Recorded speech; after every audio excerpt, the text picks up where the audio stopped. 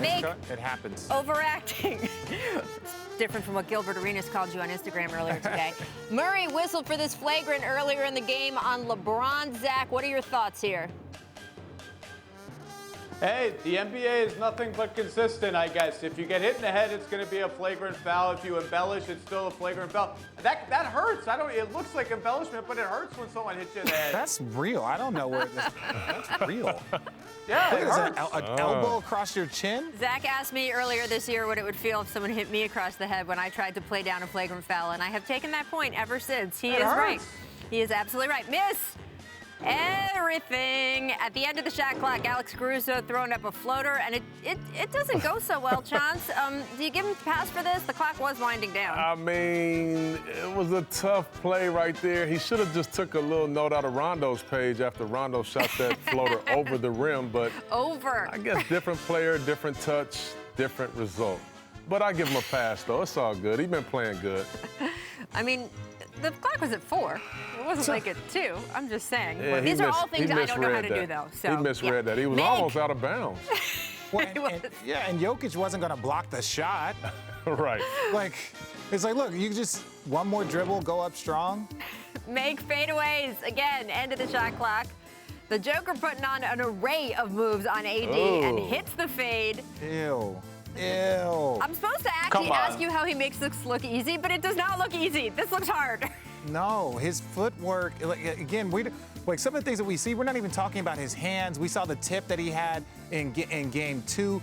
Like, the man, hand and his footwork is, it literally got to be top 5 we've ever seen. So that right foot one-legged shot is because he had a sprained ankle and still wanted to shoot. And so that's what he worked on, and now no one can stop him when he does it. No. Amazing. Whew, it's beautiful. That All sounds right, crazy.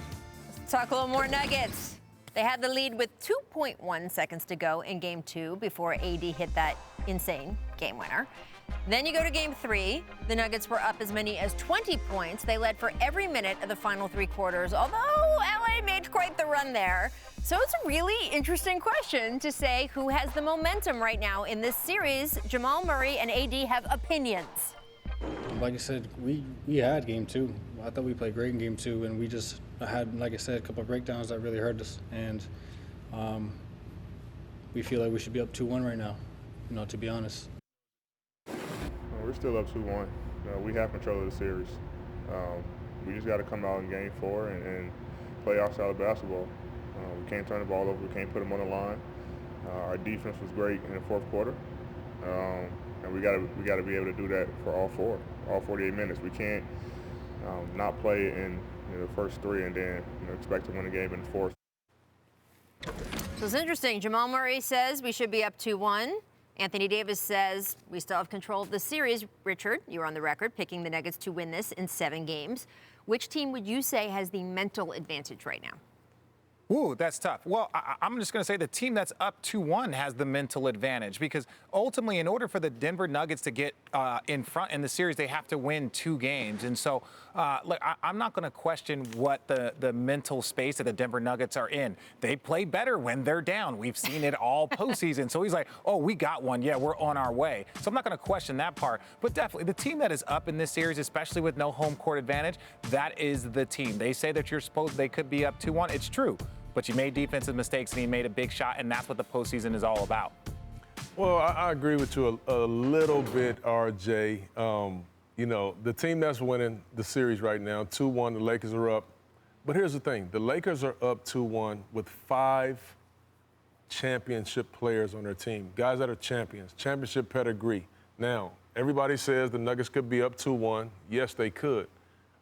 RJ, you know this very well. If that series was tied 1-1 going into Game 3, there would have been a totally different focus from those Lakers coming into that game. So who knows what could have happened, but I don't think there would have no way been a letdown if you're tied 1-1.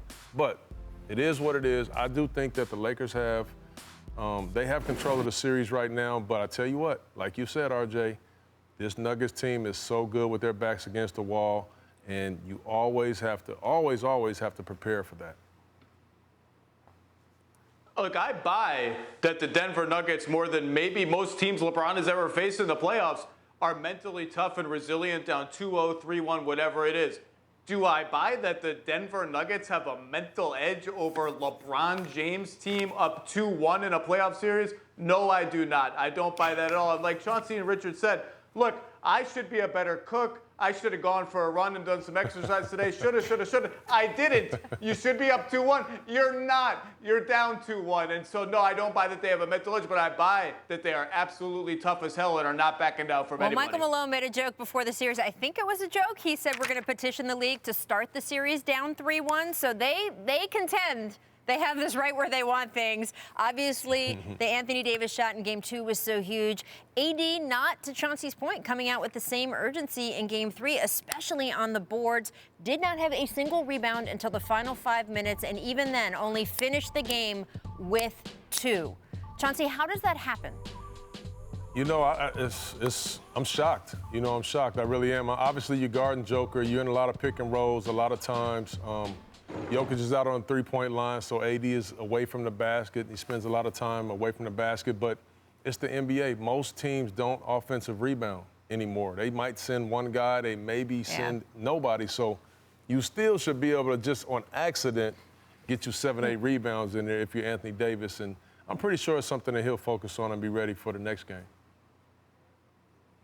Yeah, it's a little bit weird, but it's not something I was really worrying about watching it in real time. It's not something I worried about watching it back today. Some of them are just random weird bounces, long rebounds that go over here instead of over here. And like Chauncey said, he's out on the perimeter a lot. He's switching on to Jamal Murray a lot. Yeah, there are probably 2 or 3 he'd like to have back. He'd like to make more of an effort to him. And he was tired late in the game, but this does not strike me as anything but a one-game sort of anomaly. Guys, come on. Guys, it wasn't. Anthony Davis was a reflection of the entire Laker team. The Laker team is one of the biggest teams that we've seen in recent history. Thanks for watching ESPN on YouTube. For live streaming sports and premium content, subscribe to ESPN+.